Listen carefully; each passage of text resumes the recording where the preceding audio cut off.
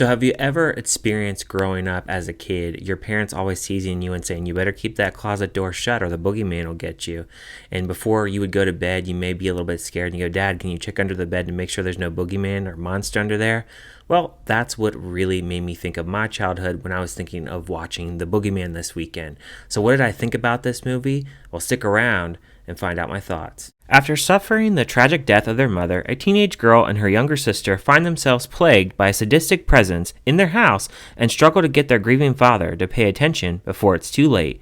The film stars Sophie Thatcher, Chris Messina, Vivien Lyra Blair, David Dastmalchian, and Marion Ireland, and was directed by Rob Savage, and he's done films like Host and Dashcam. The Boogeyman is based on a 1973 short story written by Stephen King of the same name. The film was announced back in 2018 and was originally canceled in 2019 when it was acquired by Disney, because Fox was acquired by Disney at that time. It was then canceled, and then in 2021 it was back on again, in which the film was supposed to be released on Hulu, and then they had an actual good test screening, and so they decided to put this film into theaters, which kind of puzzles me in a way. And after reading that about the film, after watching it, it really felt like a streaming movie, so I could see now why that makes sense on why I was going to go to Hulu. But what's really puzzling is the fact that they actually put this film out up against Spider-Man this week when they knew that a lot of people were going to go check out that film. And the fact that this is a $35 million budget, it's not necessarily a small budget there. But as far as how this film actually is, it's a film where we follow this family. We have two daughters and a dad. And the dad and these daughters, they're grieving the loss of their mother. And we see them really have this distinction of really trying to get back to life. So you have their father, who is a therapist, and you see in the beginning he's trying to help others, while at the same time he's really mourning the loss of his own wife and really having trouble getting his life back together. And then we really get more so of a glimpse of the older daughter going back to school, dealing with bullying a little bit as she's wearing her mother's dress when she goes back to school. And we really are seeing these characters feel very vulnerable and just not really in the right frame of mind at the time. We have a story here where we have the dad being the therapist, and one day he gets this guy that walks in to his home because he runs his therapy business out of his house. And this guy basically tells him that his children were killed, and he believes this so-called entity actually killed them, aka the Boogeyman. He never says it, but he's really depressed and he doesn't really know how to deal with his life as well. And the film sets up with the guy actually killing himself. The film has a PG-13 rating, and it definitely doesn't really have any kind of blood or gore in it. It's a very darkly lit movie. Majority of the time, it's very dark in how the way they actually film this film. And it's kind of funny too, because my theater, it isn't the strongest as far as like a screen. I don't have Dolby or anything near me, so my screen wasn't the sharpest, I would say, actually showing this movie. And I actually asked my best friend, who actually went to see this himself, and he said the same thing. You know, he has a lot better screens than what I have in my town, and he said, yeah, it was a really dark movie and it was really hard to see certain things at points. They try to keep the monster, aka the Boogeyman, in the shadows most of the time, and majority of the film you don't see him. Towards like the end, you get a little bit of a glimpse of him, but for the most part, he's really much in the shadows and being under a mysterious darkness throughout the film. Of course, you could just say, well, why don't you just turn on the lights? Of course, everybody would say that. And of course, this has those horror tropes of the fact that they're actually having a monster actually prowl on the most vulnerable person and someone that has actually had a loss. So it really goes into that kind of details of how horror usually goes. And I would say, as far as scares for this, I don't really think this film is really that scary, to be honest. A lot of the scares that are in this, they're in the trailer. For instance, there's this scene, and I really do like the shot, where this girl, the little girl I should say, she has this ball, and it's a light. It's a little ball of light, and she pulls it under her bed, and she sees what she presumes to be an entity, or the Boogeyman.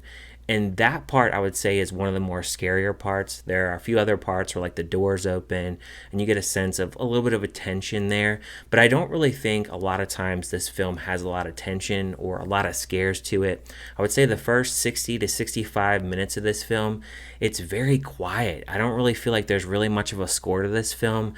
It's very dark and dreary, and it just doesn't really I would say, like, elevate a big suspenseful kind of film. And it doesn't feel like a lot of people are saying it's very much like a Lights Out. I feel like Lights Out has a lot more tension. I feel like this film, it takes its time. And not only does it take its time, but it really does a big focusing on this older girl and her feelings and what she feels.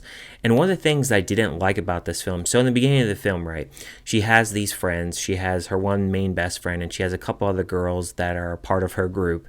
And she's wearing her mom's dress, and they get food on her mom's dress, and she's obviously really upset by this. They're teasing her. And later in the film, I would say like maybe 2/3, a little bit after that, maybe there's a part where she invites these girls over, and I'm thinking to myself, why in the hell are you inviting these girls over? They don't like you, they've teased you. What in the world are you accomplishing from that?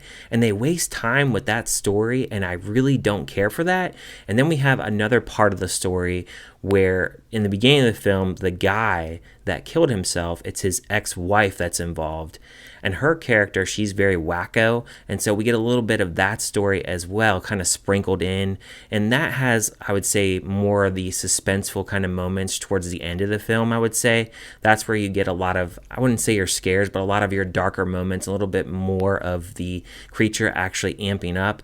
But I don't know, this film, it felt very dull to me. It felt like it really didn't have a lot really going for it. It felt like because it was a short story, because I believe the short story is only about 10 pages long, it feels like it's really stretching the runtime here with 90 minutes because it just doesn't really seem like it really has a lot of narrative to really give the audience. And I just felt kind of bored at certain parts of this film. I also can't believe that this budget of this film was $35 million to make, because in comparison to that, Smile last year was $17 million to make.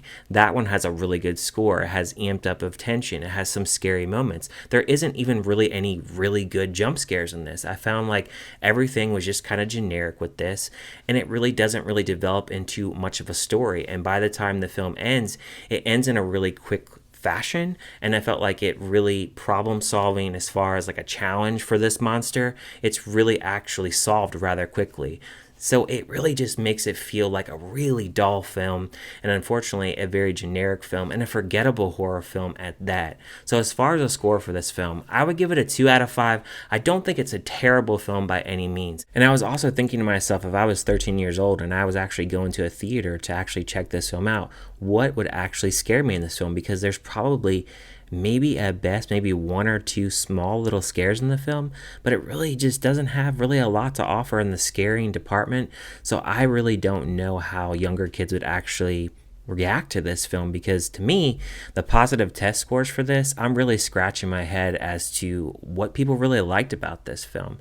But I have seen some mixed actual responses of this film, so it's interesting to see what people actually think about this film. But let me know in the comments what you thought about this film, if you checked it out. If you haven't, are you going to check it out? Thank you guys for watching this review, and I will see you guys on my next review.